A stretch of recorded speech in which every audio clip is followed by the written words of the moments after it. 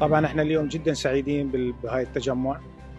إحنا في السنوات السابقة كان عندنا تجمُّعات مثل هذه، ولكن السنة التجمُّع مختلف حق أكاديمية كرة القدم، بحكم أن شركة طموح هي شريك معنا في هذا التجمُّع. أعتقد أن الكل شاف شلون الأولاد مستانسين، وهذا التجمُّع أبرز لنا مجموعة من اللاعبين أو الأولاد المهاريين اللي عندهم موهبة بارزة. ويعني أكيد إحنا مع شركة طموح إن شاء الله بيكون في أيضًا تجمعات أخرى مستقبلًا.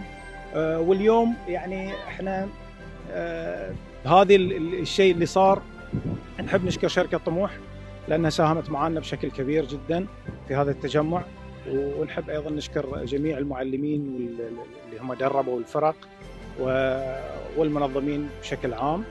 وإن شاء الله، إن شاء الله إن يعني من خلال هذا التجمع نحقق أهدافنا في اكتشاف المواهب.